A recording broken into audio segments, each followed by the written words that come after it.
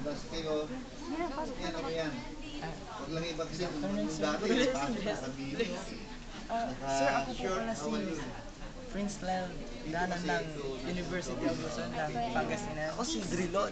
Kilala mo naman ako, di ba? Yes, sir. Napapanood mo ako sa TV. Sir, idol ko po kayo, sir. Gusto mo ng autograph? Yes, sir. Saan mo gusto? Dati niya sila ng tutor. Mamaya na lang. Saan yung ballpen, sir? Sir, nandun po sa bus. Sige, mamaya. Sir, una ko po palang tanong. Virgin ka pa. Anong favorite food? Sir, bakit po pala kayo nandito? Kasi alam mo, nandito ako kasi nandito ka. Hinihintay ko yung magkakataong tanongin ako ng ganyan. Huwag kang tatawa kasi seryoso.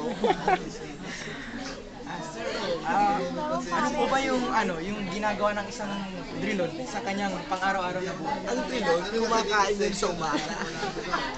After nun, hapon na, di ba? Magpapahinga ako, pare. Sir. Tapos diretso ako dun sa may bar. Alam mo yung bar? Opo, sir. Yung inuman. Dun ako eh.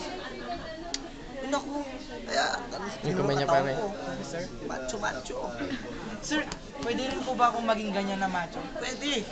Pag may pera ka na. Hindi naman ako, mayaman ako. Sir, saan niyo po ba kinuha yung mga kayamanan niyo, sir? Alam mo na, yung mga bata ko, nagnanak. Alam mo nga, Paano yung mga bata ng Sir Villar? ay automatic na yan. Kinausap ko na sila. Kaya, kung may nahuli man sa kanila, automatic na flyer na sila. Ano yung sinisisid nila sa dagat ng basura? Yung sinisisid na yung kristal. Kristal na po. Okay, Sa tatawa. kristal, makakakita ka ng 1,000,000. Depende na sa pawn shop na pagbebenta.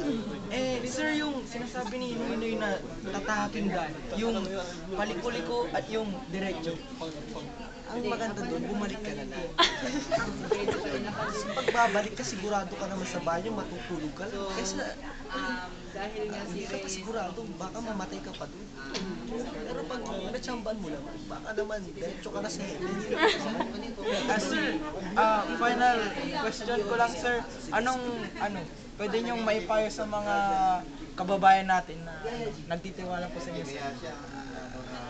Gusto ko lang sabihin sa inyo mga bata, mag-aral kayong mabuti na para alam niyo na